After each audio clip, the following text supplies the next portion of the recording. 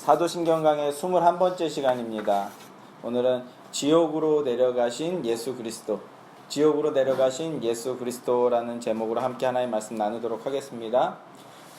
우리가 지금 함께 배우고 있고 동시에 우리의 신앙 고백으로서 익숙하게 고백하고 있는 이 사도신경은 우리 대한예수교 장로회 뿐만이 아니라 전 세계 그리스도교들, 우리가 흔히 천주교라고 부르는 그 로마 카톨릭이나 영국의 성공회 교회나 그리고 종교개혁의 정신을 이어가고 있다고 자부하는 모든 개신교회들이 다 함께 사용하고 있는 가장 핵심적이면서도 가장 대표적인 신앙 고백입니다.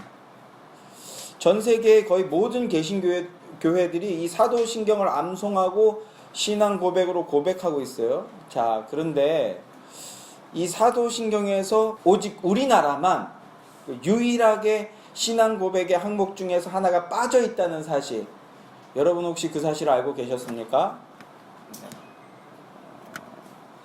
저도 사실 우리가 흔히 말하는 소위 그 모태 신앙이거든요. 그러니까 태어나면서부터 교회를 다니기 시작해서 약간 삐딱선을 타서 방황하던 시절도 있었지만 평생을 교회에서 살았어요. 그리고 최소한 저의 기억 속에서 태어나서 최초로 뭔가를 암송한 게 있다면 그것이 제 생각에는 주기도문하고 사도신경인 것 같아요. 한 6, 7살 때부터 어느 순간 제가 이걸 외우고 있다는 걸 인지하고 있었어요. 제 인생에 최초로 암기한 게 아마 사도신경인 것 같은데, 그런데 저도 오늘 나눌 이 내용을 2010년도죠. 신학대학원에 들어가서 처음 알게 되었다는 사실. 신대원 동기 오영재 목사님, 여기도 한번 방문해 주셨었잖아요. 오영재 목사님이 어느 날 갑자기 저한테, 형, 예수님이 지옥에 내려가셨대. 형은 알고 있었어요? 이렇게 말하는 거예요. 생뚱맞게 이런 말 하길래 저도 예수님이 지옥에 가셨다고? 근데 그게 사도신경에 있다라는 거예요. 아니, 예수님이 지옥에 가셨다라는 것도 놀라운 얘기인데 그게 사도신경에 그 내용이 있다고? 30평생 동안 처음 듣는 얘기였어요. 신대원 가서. 사도신경의 내용 중에 예수님이 지옥에 내려가셨다, 이런 내용이 있다는 겁니다. 사도신경 안에. 그때 저도 좀 혼란이 왔었는데, 그러면 다시 한번 여쭤볼게요. 여러분은 사도신경 안에 이런 내용이 있다라는 걸 알고 계셨나요? 네. 약간 지금 당황하고 계신가요? 네, 당황하지 마세요. 정말 사도신경 안에 예수님이 지옥에 가셨다라는 그런 무시무시한 말이 있는 걸까요? 네, 맞습니다. 사도신경의 원문에는 예수님이 지옥에 내려가셨다라는 의미의 문장이 들어가 있어요. 뿐만 아니라 우리나라를 제외한 다른, 제가 전 세계 모든 교회를 가본 것은 아니니까요. 그러나 제가 지금 2차 자료들을 통해서, 정보들을 통해서 제가 알고 있는 한 거의 모든 나라들은 그런 의미의 항목을 신앙 고백할 때, 사도신경 고백할 때 고백하고 있다라는 거예요. 혹시 지금 속으로 나도 뻔히 지금 사도신경을 다 알고 있는데, 지금 의미를 배우고 있긴 하지만 다 외우고 있는데 저거 이단 아니야? 저거 신천지나 구원파 아니야? 이렇게 생각하시는 분 혹시 계십니까? 네. 합리적 의심이 가는 사람이 한 분 계시긴 하지만 영어로 써있다. 예, 이단 아닙니다, 여러분. 네.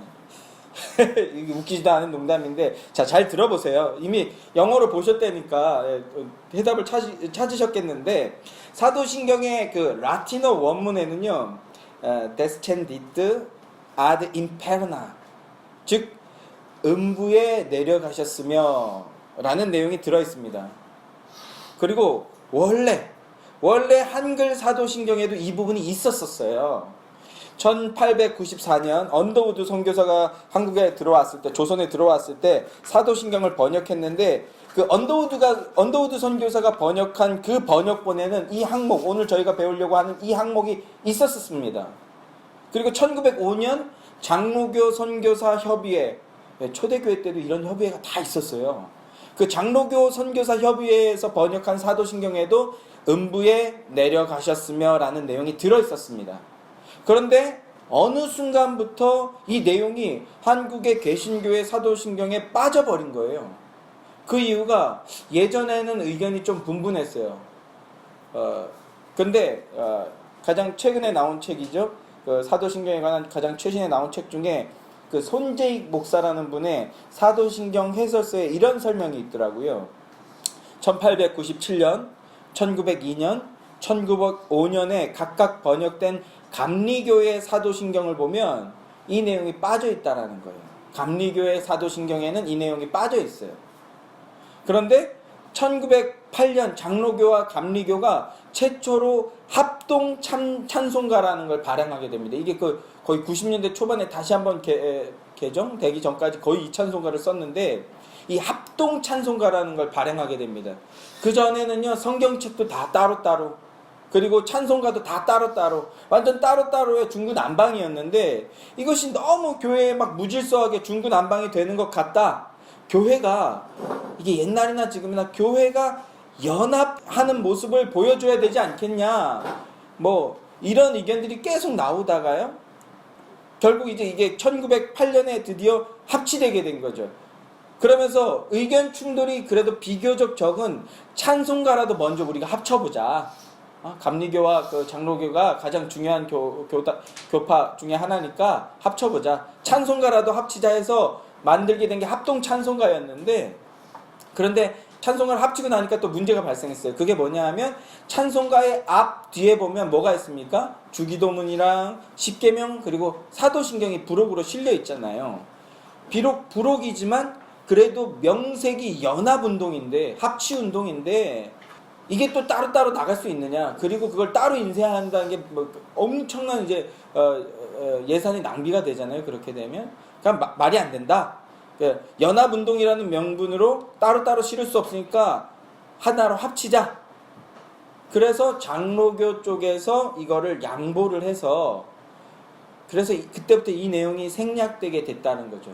저는 이게 정설이라고 보여집니다. 여러 가지 다양한 그 의견들이 분분했는데 저는 이게 1차 자료를 통해서 충분히 합리적으로 도출해 놓을 수 있는 거라고 생각하는데요. 또 이 내용이 1908년 이후부터 이 항목이 빠진 채로 나오게 되면서 아무도 그걸 설명하지 않는 거예요.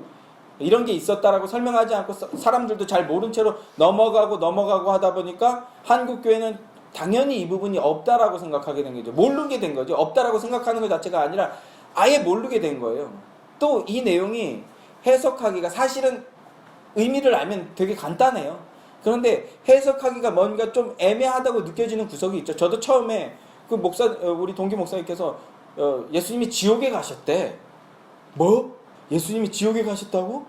그게 사도신경에 있대. 또 뭐? 사도신경에 그런 게 있었어? 이렇게 놀라는 이런 상황이 발생하게 되는 거죠. 다행한 것은요, 오랫동안 1908년부터 2004년까지 우리가 구번역 사도신경을 암송하지 않았습니까? 전능하사 천지를 이러다가 2004년에 드디어 이걸 개정하자 해서 저희가 지금 새로 새 번역으로 지금 암송을 하고 있지 않습니까? 저희는 그러면서 2004년도부터 변화된 게 있는데 그게 뭐냐면 여러분들 성경책이나 찬송을 한번 보세요. 그전 성경에는 없는데 그나마 이렇게 밑에 보시면 이렇게 나와 있어요. 이것도 자세히 안 보면 눈에 안 보여요. 또 신기하게 밑에 보면 각주처럼 달려있죠. 1번 사도신조로 번역할 수 있다. 그리고 2번 사도신경을 사도신조로 번역할 수 있다. 2번 장사되시어 지옥에 내려가신지 공인된 원문에는 있으나 대다수 본문에는 없다. 뭐 이렇게 각주를 달았어요. 이것도 명확하게 안 하고 말을 애매하게 했어요. 항상 이게 문제예요. 딱 언적 하나의 노선을 정확하게 갖고 그 신학적 이념을 정확하게 가지고 말을 해야 되는데 이것도 애매한 번역을 애매한 표현을 썼는데 그나마 요걸 넣어서 요 항목이 없었으면 저기 임종태 이거 저거 이단 아니야? 뭐 이런 소리를 들을 수도 있게 되는 거죠. 네?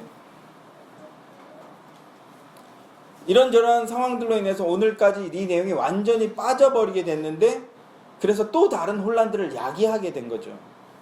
자, 그러면 우리 사도신경에 빠진 예수님이 지옥에 가셨다. 각주가 또 그렇게 달려 있었었는데 예수님이 지옥에 가셨다 이 말이 정확하게 어떤 내용이고 무슨 뜻인지 그리고 우리는 어떻게 이해하고 어떤 신앙의 고백으로 고백해야 되는지 오늘 그걸 살펴보도록 하겠습니다. 사도신경이 고백하는 데스첸디트 아드 임페르나 라틴어인데 발음이 되게 어색하네요. 데스첸디트 아드 임페르나 음부에 내려가셨으며 이렇게 번역해야 되는 거거든요. 음부에 내려가셨으며 라는 고백의 그 바른 뜻을 이해하기 위해서는요 먼저 좀 잘못된 주장들이 어떤 것들이 있는지 좀 간략하게라도 살펴보는 것이 도움이 될 것 같습니다. 첫째로 한국 천주교회는요 이 내용이 삽입되어 있어요. 근데 뭐라고 삽입되어 있냐면 장사되시고 저승에 가시어 이렇게 표현되어 있어요. 이거는 너무 멀리 간 표현일 수 있는데 왜 그런가 하면은 이 천주교 카톨릭은요 천국과 지옥 사이에 연옥이라는 게 있다고 생각해요. 연옥이라는 것이 이게 알고 보면 그냥 샤머니즘하고 거의 비슷한 겁니다. 우리네 그 샤머니즘 뭐라 그럴까요? 이게 어느 종교에서 나온 건지도 잘 모르겠어요. 어떤 사상에서 나온 건지도 잘 모르겠는데 정확하게 저는 혹시 아시는 분들 계시면 알려주시면 좋겠는데 우리네는 옛날에 사람들이 뭐라고 했습니까? 방금 막 죽은 원혼들이 어디로 가냐면 중천으로 간다고 했어요. 그래서 해가 중천에 떴다 뭐 이런 표현들 쓰잖아요. 중천 그리고 뭐 정우성이랑 김태희가 출연해서 망한 영화도 있죠. 중천이라는 영화가 있는데 원혼들이 가서 대기하는 곳, 이 중천이라는 이런 개념이 있었어요. 이것도 많이 해석됐는데 그러면서 또 억울하게 죽은 원혼들은 거기도 가지 못하고 이 구천을 떠돈다. 중천도 아니고 구천을 떠돈다. 뭐 이런 말들이 있었잖아요. 사실은 거의 이거하고 비슷한 개념이에요. 카톨릭 교도들이 생각하는 천국에는 연옥이라는 게 있다고요. 뭐냐 하면 천국도 아니고 지옥도 아닌 제3의 장소가 있다라는 거예요. 이게 왜 이런 말이 나오게 됐냐 하면 고린도후서에서 나오는 그 삼층천 얘기 있잖아요. 이거를 오해한 거예요. 제가 전에 삼층천 얘기하면서 이게 성막의 구조와 같다라는 말씀을 드렸는데 이 삼층천이라는 말이 성막의 구조를 이해하지 못한 채로 1층 있고 2층 있고 3층 있다.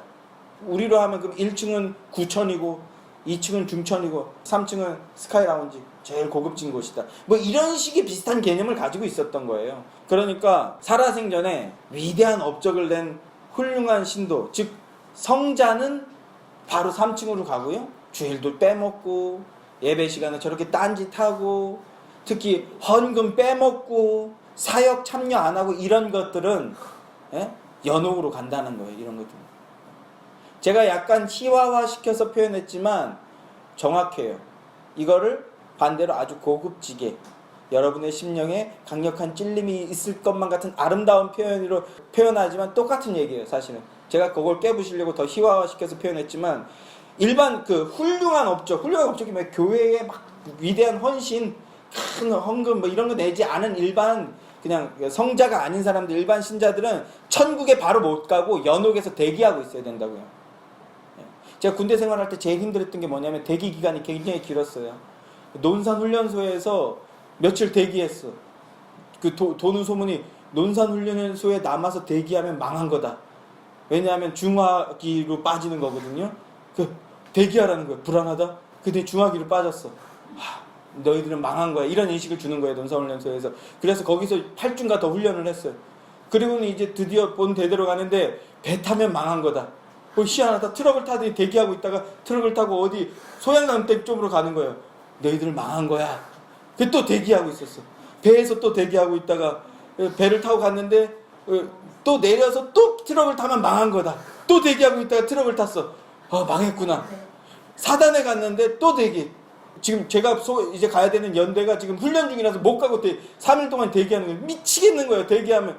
그러면요 대기하면 내 그 신분이 없어. 그냥 훈련생이야 계속. 막 일 시키는 거예요. 거기 그 대기하던 장소 헌병대 그 무슨 거긴데 그 사람 테니스장 맨날 청소나 하고 있고 3일 동안 그냥. 그리고 약간 속된 말로 그냥 모자란 사람 병신 취급 당하고 막. 드디어 연대를 갔는데 연대에서 또 대기해. 대기 기간이 거의 2달 가까이 됐어요. 제 그 군생활 전체. 빨리 그냥 죽이나 사나 자대로 가서 빨리 적응하면 좋겠는데 계속 대기해. 그러면 그냥 천덕꾸러기 취급받는 거예요. 어디서 대기하면서 남의 집 살림하면. 근데 죽었어. 근데 천국도 못 가고 또 대기하고 있어야 돼요. 미치겠는 거 아닙니까 이거 진짜? 이게 연옥 개념이에요. 연옥 개념. 다시 한번 말씀드리지만 여러분 예수의 교회를 위해서 모든 걸 내어놓지 않으시면 여러분 천국 못 가요. 얼마나 아름다운 교리입니까? 아멘 하셔요 빨리. 이랬으면 너무 좋겠네 제 입장에서는. 예? 천국에도 못 가고 연옥으로 대기해야 된다는 거예요. 요한 바오로 2세가 아마 2004년도 언제인지 정확하게 연도 모르겠는데 성자의 반열에 올랐어요. 이런 사람들만 천국에 가는 거예요. 그럼 요한 바오로 2세도 그 성자의 반열에 오르기 전까지는 연옥에서 대기하고 있어야 되는 거야. 이러고 막 손 떨면서 언제 갑니까? 막 이러고 있어야 되는 거예요. 요한 바오로 2세 기억나시는 분들은 아시죠? 이렇게 부들부들 떨면서 천천히 걸으시던 모습. 그런데 연옥에 대기하고 있다가 깨끗함을 얻게 되면 그때야 비로소 천국에 가게 된다는 거예요. 자, 여기서 한 가지 생각해 보세요. 망자가 됐는데 과연 어떻게 깨끗함을 얻을 수 있겠습니까? 죽었어요. 영혼밖에 없어요. 근데 어떻게 깨끗함을 얻어요? 방법이 있어요. 뭐냐면 이 땅에 남아있는 그의 가족들이 그를 위해서 뭔가 하면 돼. 뭐 하는 걸까요? 뭐 하라는 걸까요? 기도해야지. 기도. 이러면 아름다운 거예요. 이렇게 얘기 나오면 아름다운 거예요. 기도해야죠. 그건 성경적이지 않습니다. 근데 기도하라고 얘기하는 거예요. 기도하라고 하면 아름답지. 그 정도 아름다운데 뭐라고 했을까요? 연옥에 지금 당신의 부모님이 천국에 못 가고 연옥에 대기하고 있습니다. 뭐 하라 그럴까요? 한국말하고? 이거 얘기한 거예요. 이거 얘기한 거예요. 그래서 뭐가 나오게 됩니까? 그래서 면죄부라는 거, 면벌부라는 증서가 나오게 된 거예요. 이런 천국관이 있으니까 아니 그거 증서서 한다고 어떻게 그 사람이 천국에 가? 우리는 이렇게 생각하지만 내세관을 이런 내세관으로 박혀버려 세뇌를 당해버리니까 그거 사야 되는구나. 그리고 그 사람들이 천국에 가야 이 땅에서 나도 안전하다고 생각하는 거예요. 이게 그야말로 우리가 이제 제사 지내는 그 문화랑 똑같은 거 아닙니까? 예. 이런 식의 생각을 갖고 있는 거예요. 그래서 헌금을 많이 하면 드디어 천국에 간다. 지극히 공로 사상이라고 하지. 이걸 어려운 말로 공로 사상. 뭔가 행위를 통해서 공로를 쌓으면 천국에 가게 된다는 거예요. 이건 완전히 비성경적인 생각이고요. 주장이고 교리입니다. 성경적이지 않아요. 성경에는요. 그 어디에도 연옥에 대한 이야기가 전혀 언급되어 있지 않아요. 옥이라는 단어가 또 한 두어 군데 나와서 그것 때문에 헷갈리는 분들이 계신데 전혀 그 연옥과는 상관없는 얘기입니다. 자, 두 번째는요. 림보라는 교리입니다. 림보라는 교. 역시 개신교회는 이런 단어도 쓰지 않아요. 림보라는 단어가 크리스토퍼 놀란의 인셉션이라는 영화에 보면 꿈을 이용해서 사기치는 사람들의 얘기가 나오는데 그 꿈을 이용하다가 실패하면 어디로 가느냐? 림보라는 곳으로 간대. 꿈의 가장 밑바닥 자리까지 가서 거기서 꿈을 빠져나오지도 못한 채 뭐 이런 식의 스토리가 나오는데 이게 카톨릭 사상에서 나오는 거거든요. 림보. 림보라는 건 지옥도 아니야. 차라리 그냥 대기 타지 말고 그냥 거기가 지옥이라도 빨리 자대로 가면 좋겠는데 계속 대기병 있는 거랑 똑같이 지옥도 아니고 지옥의 가장자리 어느 곳 이런 뜻이에요. 지옥의 가장자리라는 뜻. 지옥의 가장자리에 지옥의 방불한 고통은 있지만 그러나 행복도 존재하는 그런 장소 이런 곳이 있다라는 거예요. 이 두 개의 림보가 있는데 카톨릭 사상에서는요. 유아 림보하고 또 하나는 선조 림보라는 게 있어요. 유아 림보는요 뭐예요? 세례받지 못하고 죽은 어린 영혼들 혹은 나자마자 죽은 영혼들. 예. 카톨릭은 세례를 받아야 구원받는다고 생각했거든요. 그럼 이 사람들은 천국 갈까요? 지옥 갈까요? 예. 몰라요. 여러분 세례 받아야 구원받는 게 아니에요. 구원받은 사람들이 구원의 표시로 세례를 받는 것이지 세례를 했다고 해서 구원 가는 게 아니에요. 그러면 세례도 못 받고 복음 증거도 못 들은 어린 영혼들은 어떻게 해야 됩니까? 몰라요 우리는. 근데 여러분은 어떻게 구원받으셨어요? 몰라요. 하나님이 하신 거예요. 구원받은 것을 거슬러 올라가 보면요. 뭐 그 안에 여러 가지 상호작용이 분명히 있었겠지만 이건 사람으로서는 할 수 없는 거구나. 이게 우리의 구원 사상이거든요. 그러니까 그 어린 영혼이 천국에 갔는지 지옥에 갔는지 우리는 몰라요. 모르는 건 모른다고 얘기해야지. 그런데 이 말이 듣기 좋진 않죠. 솔직히 여러분. 예. 아니 그 어린애가 뭐가 지옥에 갔어? 1년을 살든 100년을 살든 그 하나님이 선택하지 못하면 지옥에 가고요. 1시간을 살든 10,000년을 살든 하나님이 선택하시면 천국 간다는 게 이게 우리의 구원론이거든요. 근데 그 밖의 영역은 우리의 영역이 아니에요. 그러니까 성숙한 사람들은 내일 아니면 저 사람 일이면 신경 끊잖아요. 알아서 하라. 이 말이 근데 우리는 불편하게 들리는 거예요. 정의롭지 못하다고 느끼시는 거예요. 그래서 가톨릭은 기가 막히게 사람들이 듣기 좋은 말을 만들어내는 거죠. 유아림보. 하지만 복음 듣지 못하고 세례받지 못한 아이들은 림보로 간다. 그럼 어떻게 해야 되느냐? 그럼 어떻게 해야 될까요, 여러분? 또 이거 하면 되는 거예요. 그러면 올라간다는 거예요. 기가 막히지 않습니까? 이 얘기부터 꺼내면요, 요거부터 이렇게 하면은 절대로 안 속죠. 근데 이런 교리에 충분히 훈련된 다음에는요, 하나님 또 그 무슨 목적 헌금하라 그러면요, 사람들이 싫어하지만 또 좋아해요. 저희는 이제 헌금 봉투를 아직 그거 하나만 만들어놨는데 무슨 목적 하면요, 아이고 이러면서 그걸 하는 걸 더 없는 것보다 그거 있는 걸 더 좋아하고 더 열심히 해요. 유아림보에 내 자녀가 있다. 헌금하여서 그를 천국으로 보내자. 그러면요, 싫어할 것 같지만 좋아해요. 왜? 내가 뭐라도 한 것 같고 왠지 될 것 같고. 이런 사상을 기가 막히게 파고드는 거예요. 림보라는 것을 간단하게 말씀드리면 구약의 신자, 선조 림보가 뭐냐면 구약의 신자들, 그러니까 예수님, 약속된 메시아 예수 그리스도가 성육신 하셔서 이 땅에 오셔서 십자가 지시기 전에 죽었던 영혼들, 구약에 살았던 모든 사람들, 그 사람들은 어디로 갈까요? 아직 예수님이 오시지 않았는데 어디로 갈까요? 모르겠잖아요. 그래서 림보로 간다는 거예요. 림보로 가서 그들이 예수님이 십자가에 죽으시고 부활하실 때까지 대기하고 있던 이 림보인데, 그리고 예수님께서 십자가에서 죽으신 후에 내려가신 곳이 바로 림보라는 거예요. 림보, 저승에 가시어 림보에 가셨다는 거예요. 이게 가톨릭이 주장하는 주장입니다. 가톨릭이 이러한 주장의 근거로 사용하는 성경 구절이 바로 베드로전서 3장 19절 말씀인데요. 제가 읽어드릴게요. 그가 또한 영으로 가서 옥에 있는 영들에게 선포하시니, 바로 연옥 아니냐 이렇게 얘기하는 거예요. 그러나 이것은요, 전혀 성경적이지 못한 생각이에요. 비성경적인 주장입니다. 베드로전서 3장 19절에는 예수님이 죽은 다음에 옥으로 내려가셨고 그들에게 복음을 전해서 그들을 해방시키셨다, 이런 의미가 전혀 아니에요. 그런 의미가 아니에요. 문맥으로 보면 그런 의미가 아니라는 걸 알게 되는데, 자꾸 단어 중심으로 성경을 보니까 이런 오류를 하게 되죠.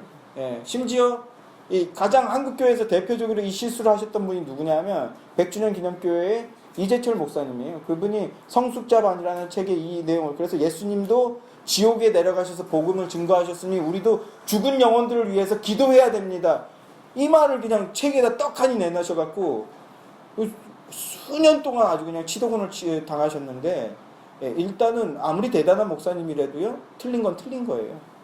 그리고 한국교회는요, 저는 그래도 이재철 목사님이 한국교회를 대표하는 훌륭한 목사님 중에 한 분이라는 것을 인정하지만, 한국교회는요, 그 한국 사회 전체가 잘못된 걸 절대로 인정을 안 해요. 이재철 목사님도 그 부분이 비성경적이라는 걸 인정하면서도, 자기가 잘못 설명했다라고 인정하면서도 사과를 안 했어요. 인정하는 듯한 말로 그냥 빠져나갔지. 그리고 통합교단을 빠져나가버려요. 통합교단이었는데 아예 교단을 나가버렸어요. 통합 측에서 그거 이단 사설이다 이렇게 해버리니까. 한국교회는 이런 부분부터 다시 바로 잡아야 된다고 생각합니다. 자, 어쨌든 다시 돌아와서 베드로전서 3장 19절에 그 옥에 있는 영들에게 선포하신, 이건 죽은 다음에 연옥에 가셔서 그들을 복음을 전하고 해방시켜줬다, 그런 의미가 전혀 아닙니다. 성경 어디에도 연옥이나 림보에 대한 얘기는 없어요. 오히려 성경을 보면 구약의 성도들도 더 나은 본향. 그러니까 우리가 자꾸 이 림보 사상이 어려운 말로 세대주의라고 하거든요. 구약의 시대에는 구약의 하나님이 있었고, 신약의 시대에는 신약의 하나님이 있고, 그리고 지금 부활 승천하신 후에는 성령 하나님의 시대가 열렸다, 뭐 이런 식의 세대를 나누는 거예요. 이걸 세대주의라고 하는데 한국 교회는 이 세대주의의 영향을 엄청나게 많이 받았거든요. 그래서 휴거할 것이다 이런 것들 그 얘기는 다음에 따로 좀 구체적으로 말씀을 또 드리게 될 텐데 이런 걸 이제 세대주의라고 하는데 구약 사람들은 죽으면 다른 곳에 갔고 신약의 사람들은 죽으면 네가 나와 함께 낙원에 갈 것이다. 그래서 낙원에서 또 대기하고 그런 다음에 예수님께서 재림하시면 비로소 천국이 열리고 이런 게 아니에요. 약간 그런 듯한 뉘앙스의 말들이 있는데 왜 그러냐 하면 철저하게 성경은 우리가 이해할 수 있는 관점에서 얘기를 해주는 거예요. 천국은요, 이 천국이 있고, 뭐, 낙원이 있고, 그 다음에 재림 오면 이게 다시 모여서 막 이런 개념의 중간 상태에 뭔가가 있는 게 아니라 우리 알아들으라고 그렇게 설명해 주신 것이고요. 천국은요, 이 땅의 시간과 공간을 초월한 곳이에요. 이게 쭉 늘려져 있다고 말씀드렸잖아요. 요한계시록을 통해서 이게 나중에 탁 다시 접히는 이런 구조를 가지고 있거든요. 알아들으라고 예수님이 다시 재림하시면 천국이 완전한 천국이 도래하고 이런 식의 표현을 해주신 거지 제1 천국 있고 제2 천국 있고 이런 개념이 아니라는 겁니다. 자, 그래서 구약 백성들도요 이 땅을 나그네처럼 믿음으로 살았고요 말씀에 순종하는 삶을 살았다는 거예요. 왜? 영원한 본향이 우리에게 예비되어 있다는 걸 알았기 때문에. 만약에 연옥이나 림보라는 것이 있다면 이 땅에서 고난과 박해를 견딘 사람들은요 멍청이가 되는 거예요. 멍청한 것. 그냥 죽어서 대기하고 있다가 누가 도와주면 되는데 왜 여기서 굳이 그거를 믿음으로 인내하고 견뎌? 여러분 왜 굳이 그냥 여기서 이렇게 퍽퍽한 삶을 사세요? 그냥 대충 살다가 연옥에 가서 그래도 나도 세례도 받았고 구원의 믿음도 있고 한데 그냥 대충 살고 그냥 일단 연옥은 확보가 됐으니까 그냥 되는 대로 좀 살자. 뭘 또 일주일간의 모습을 회개하고 그러냐? 또 새삼스럽게 또 죄질 건데 그냥 난 구원은 됐으니까 사는 대로 살다가 연옥에서 가고 그러면 내 아들이 좀 헌금 좀 많이 하면 나 천국 가겠지. 이러면 되는 거 아니에요? 뭐 굳이 그냥 고난의 삶을 살고 순교의 삶을 살고 헌신의 삶을 살고 그럽니까? 그러나 이런 교리는 전혀 성경적인 교리가 아니라고요. 히브리서 11장 16절 말씀 저희가 이제는 더 나은 본향을 사모하니 곧 하늘에 있는 것이라. 그러므로 하나님이 저희 하나님이라 일컬음을 받으심을 부끄러워하지 아니하시고 저희를 위하여 한 성을 예비하셨느니라. 더 나은 본향이 있음을 보고 사모했다라는 거예요. 이게 믿음이에요. 우리는 그걸 뭐라고 표현합니까? 신약의 백성들은요 새 하늘과 새 땅이 있다 이렇게 표현하잖아요. 구약의 백성들도요 믿음으로 더 나은 본향을 보고 믿었어요. 그리고 그것에 가기를 소망하면서 이 땅에서 그 고난과 핍박 속에서도 하나님을 찬양하고 하나님의 말씀을 순종하는 삶을 살다가 갔다고요. 어려움 가운데에서도 더 나은 본향이 있음을 알기에 오히려 소망이 넘치는 삶을 살았어요. 그게 그리스도인이라고요. 자, 그렇다면 음부에 내려가셨으며 자, descended ad inferna 영어로는 he descended into Hades 이렇게 표현하는데 into hell he descended into hell이라고 번역한 번역본들도 있는데 그건 아주 원문의 의미에서 너무 벗어난 것이고요. 하데스라고 고백해야죠. 하데스.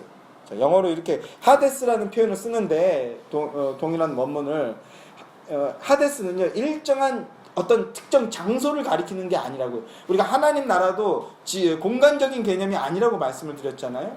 하데스 역시도 성경에 나오는 하데스라는 단어도 일정한 장소를 가리키는 단어라기보다는요 죽음의 상태를 표현하는 단어예요. 죽음의 상태. 이런 그 죽음의 상태를 표현할 때마다 구약에서는요 스올이라는 단어를 썼어요. 그리고 신약에서는요 하데스라는 단어를 썼어요. 이걸 우리말로 번역하면 무덤이라고 번역할 수도 있고요. 또는 음부라고 번역할 수도 있어요. 예수님이 십자가에 못 박히시고 죽으셔서 죄인들과 함께 지옥으로 끌려가셨지만 그분은 하나님이기에 거기서도 복음을 전하시고 그래서 회심한 자들을 이끌고 천국으로 돌아왔다. 이런 의미가 아니에요. 자, 이제 전혀 혼동하지 마시기 바래요. 예수님은요 지옥에 가실 수 없는 분이세요. 예수님은 지옥에 가실 수 없어요. 거지 나사로 비유해서도 나는 그쪽으로 갈 수 없다. 너도 이쪽으로 올 수 없고 이렇게 말씀하시잖아요. 예수님은요 지옥에 가실 수가 없어요. 예수님이 지옥에 가시면요 거긴 지옥이 아니에요. 스올, 하데스 이 단어는 음부라고 번역하는 것이 원문의 의미에 가장 가까운데 이 음부는 어떤 직접적이거나 실제적인 장소가 아니라 뭡니까? 지옥과도 같은 고통, 사망의 고통을 의미하는 거예요. 이래야 또 사도신경의 문맥에 자연스러워요. 이렇게 번역하는 것이. 지옥과도 같은 고통, 사망의 고통. 우리 인간이 겪을 고통 중에 죽음보다 더한 고통이 있습니까? 그러나 그리스도인들은 이제 이것을 뛰어넘게 되는 거잖아요. 여러분에게 그 믿음이 있게 되기를 주님의 이름으로 간절히 소망합니다. 그런데 우리는 사도신경을 고백함을 통해서 이 죽음의 고통마저도 뛰어넘는 존재들이 된다고 고백하는 건데, 그러나 인간이 겪는 고통 중에 가장 큰 고통이 있다면 사망의 고통이죠. 이거 갑자기 생각난 거지만 또 지난주에 우리 또 본인 이름 나오면 놀라시겠네. 또 이미정 권사님을 또 오랜만에 만났는데 좀 그동안 정신이 없으셔서 저도 묻기가 조심스러운 거예요. 돌아가신 그날의 상황을 지난주에 만나서 자세하게 들었는데 제가 좀 우리 권사님 그 가정이 좀 부러웠던 게 뭐냐면 저는 이런 말 처음 표현하는데 저희 어머니는 너무 갑자기 돌아가셨어요. 몸이 계속 안 좋으셨지만 그러니까 죽음에 대한 그 대비를 전혀 서로 못하고 있는 상태에서 갑자기 돌아가셔서 작별 인사도 못했어요. 이 작별 인사라는 게 너무너무 중요합니다.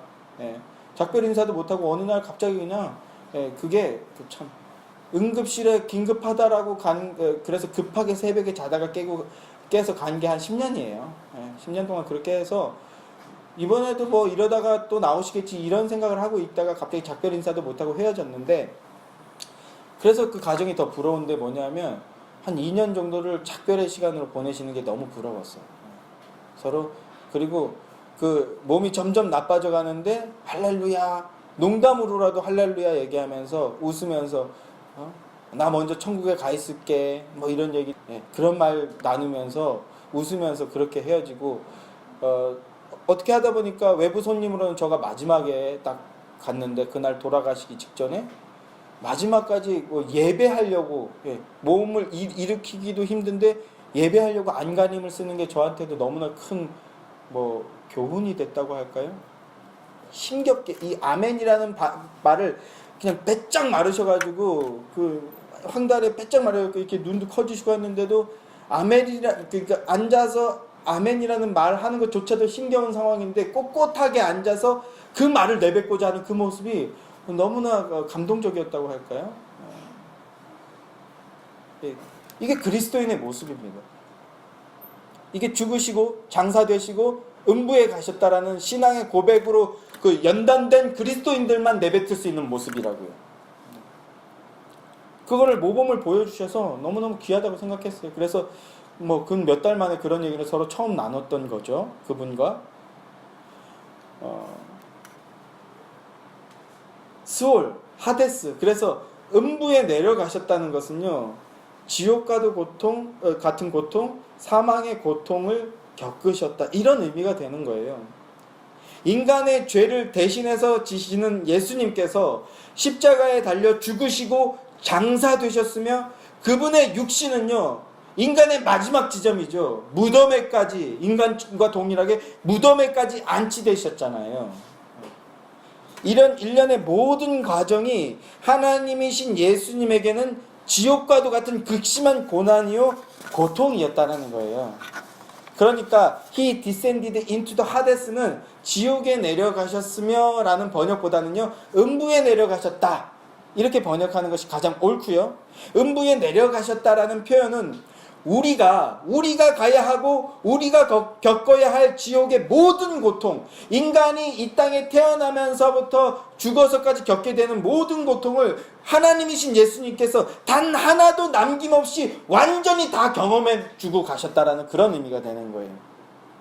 하나도 남김없이.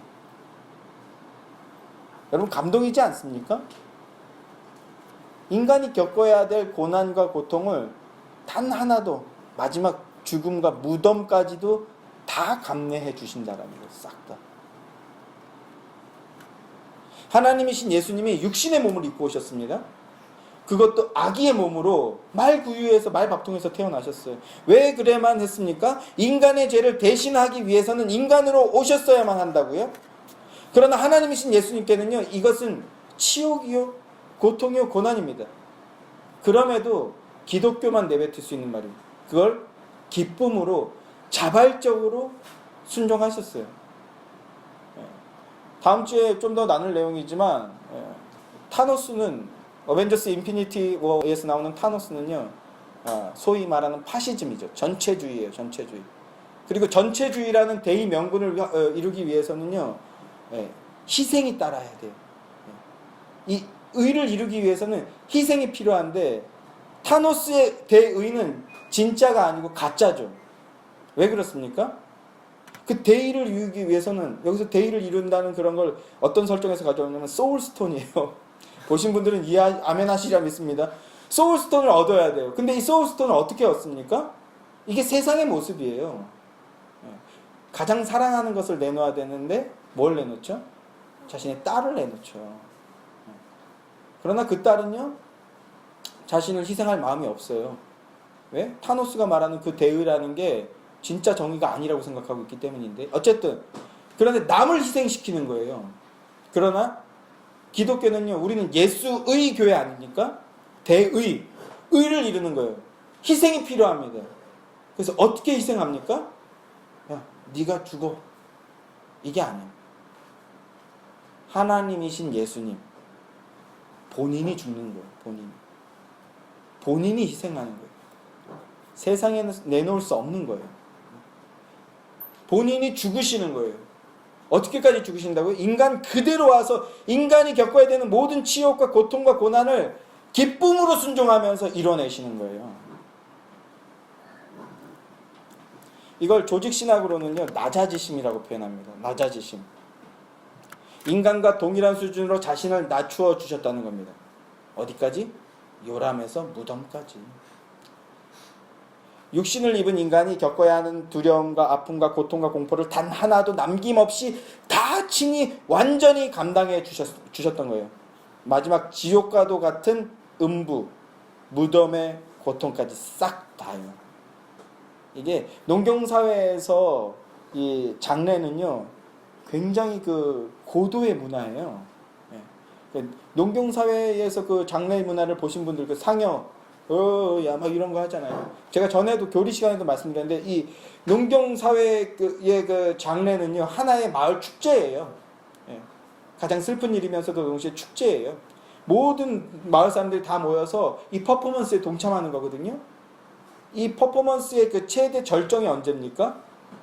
이거를 이제 그 무덤에 그 묻는 거를 경험해 보신 분들은 알아요.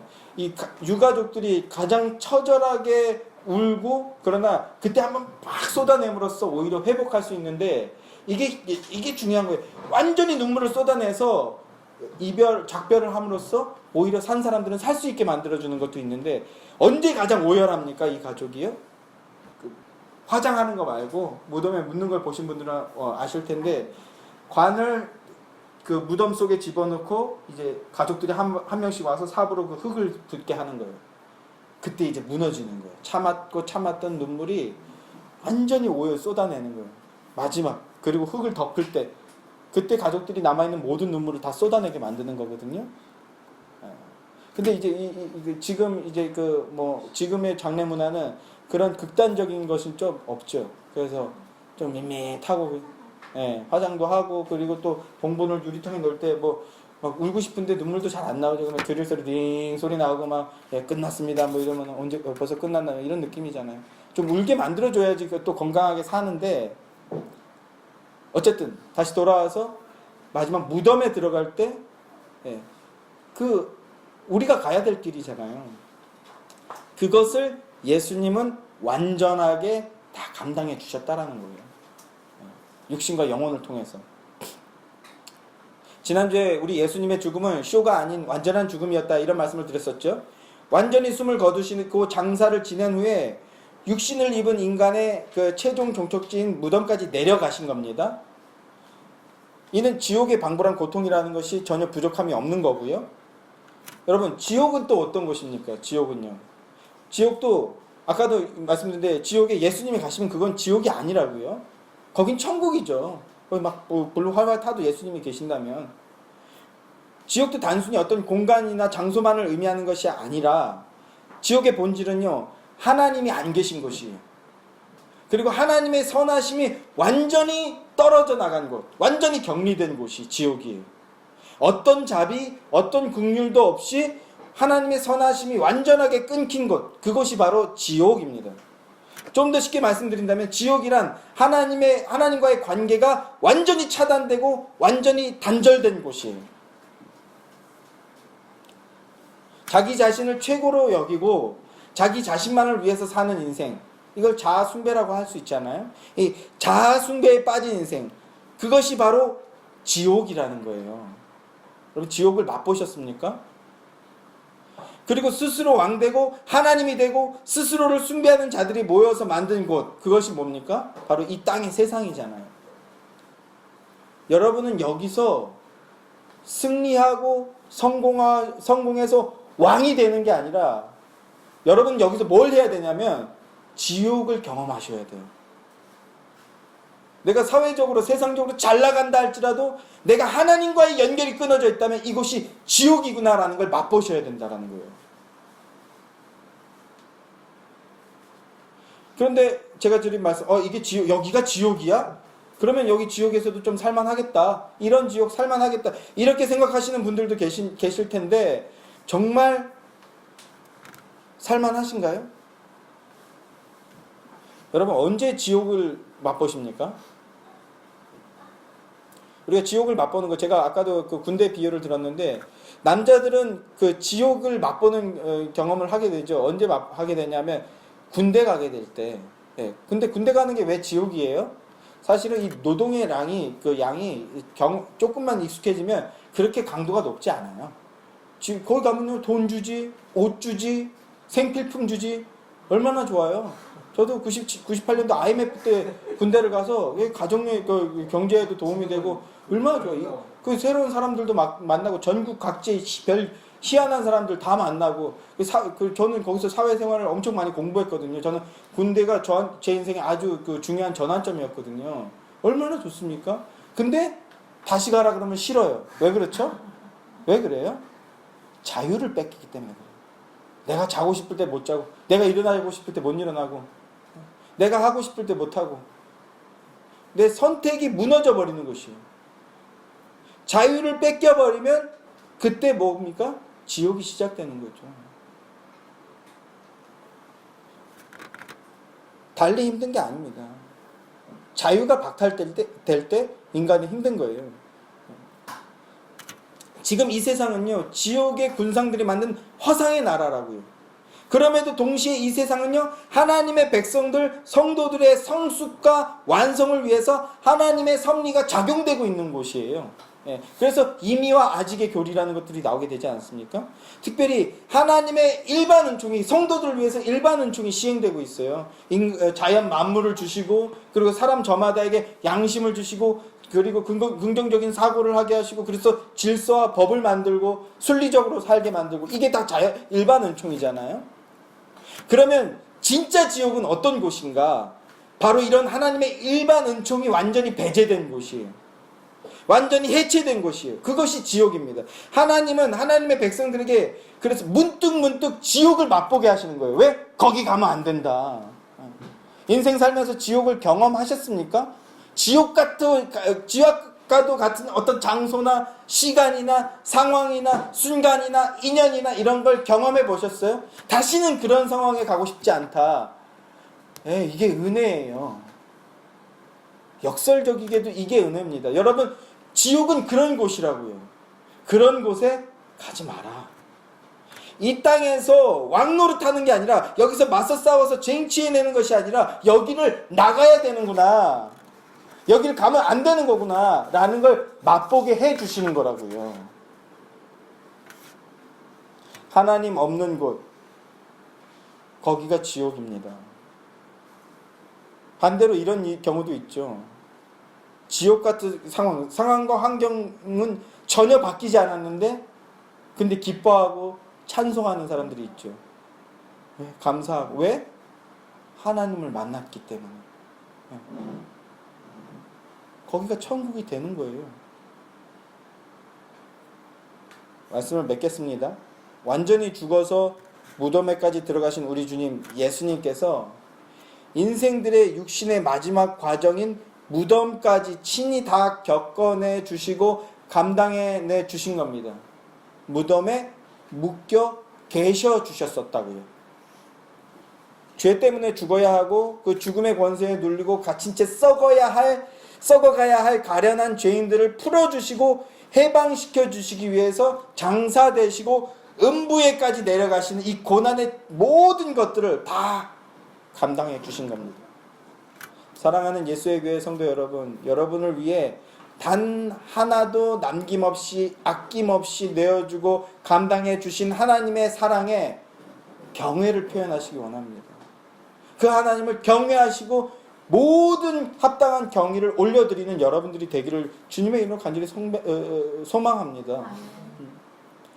내가 큰 고통과 중대한 시험을 당할 때도요, 나의 주님 예수 그리스도께서 나를 지옥의 두려움과 고통으로부터 구원하여 주셨음을 확신하시고요. 그리고 그 사실로부터 위로와 소망을 얻는 복된 그리스도인들이 되시길 바랍니다. 예수님은 모든 고난을 통하여서 특별히 십자가에서 말할 수 없는 두려움과 아픔과 공포와 지옥의 고통을 친히 온전히 다 담당해 주심으로써 우리를 구원해내 주셨어요. 이 예수님을 여러분의 구주로 모시고 여러분의 인생의 모든 생각과 마음과 초점을 예수님께 맞추시고 순종하며 나아가시는 귀하고 복된 인생들이 되시기를 주님의 이름으로 간절히 소망합니다. 기도하겠습니다.